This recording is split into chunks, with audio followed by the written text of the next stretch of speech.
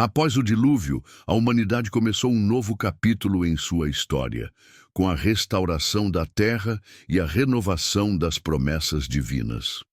A Arca de Noé, onde ele e sua família haviam se abrigado durante o grande cataclismo, repousou sobre o Monte Ararat, e quando as águas finalmente baixaram, Noé e seus filhos saíram para a terra renovada.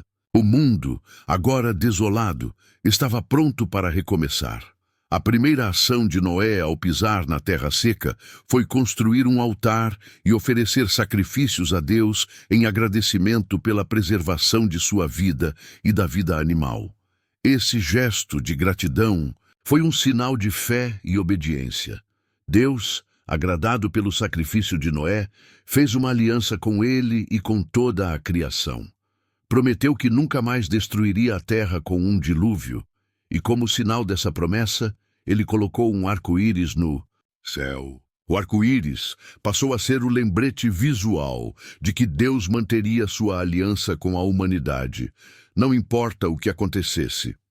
Além disso, Deus deu uma nova ordem a Noé e seus filhos: serem fecundos, multiplicarem-se e encherem a terra.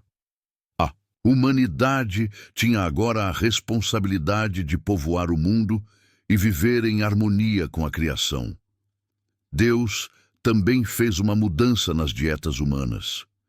Enquanto antes o homem se alimentava exclusivamente de vegetais, agora Deus permitiu que a carne fosse consumida, embora com uma restrição importante. O sangue dos animais não deveria ser consumido, pois o sangue é a vida da criatura. Essa mudança não era apenas uma adaptação à nova realidade do mundo, mas também uma maneira de garantir que a humanidade tivesse uma relação mais respeitosa com os seres vivos. Ainda assim, Deus fez uma importante advertência sobre a vida humana. Ele ordenou que, caso alguém derramasse o sangue de outro ser humano, esse ato seria punido com a morte. Essa ordem refletia a sacralidade da vida humana, criada à imagem de Deus. As leis de respeito e justiça passaram a ser fundamentais para a convivência entre as pessoas, e Deus estabeleceu que a morte de uma pessoa deveria ser tratada com seriedade, como um crime contra Deus e a humanidade. O número de descendentes de Noé começou a crescer rapidamente. Seus filhos, Sem, Cam e Jafé, tiveram filhos e suas famílias, se espalharam pela terra. O mundo, agora repleto de novas gerações, viu o nascimento de novas culturas e povos. Com o tempo, essas famílias se tornaram nações, e a divisão da humanidade em diferentes etnias e regiões foi o início da formação dos povos antigos. Porém, à medida que a humanidade se multiplicava, surgia também o desejo de unidade e poder. As pessoas decidiram construir uma grande torre na planície de Sinar, uma torre que chegaria até o céu.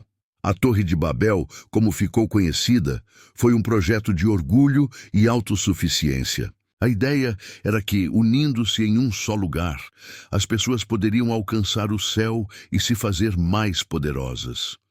No entanto, esse projeto desafiava diretamente a ordem de Deus, que havia instruído a humanidade a se espalhar pela terra. Deus, então, interveio e confundiu as línguas das pessoas. Elas começaram a não se entender mais, e com isso, o projeto da torre foi interrompido. As pessoas se dispersaram por toda a terra, como Deus originalmente desejara. O lugar ficou conhecido como Babel, devido à confusão das línguas, e a humanidade foi forçada a se espalhar pelo mundo, estabelecendo diferentes nações e culturas. A partir de Babel, a linha de Sem se tornou crucial para o plano divino. Sem foi o ancestral de Abraão, o homem com quem Deus faria uma nova aliança.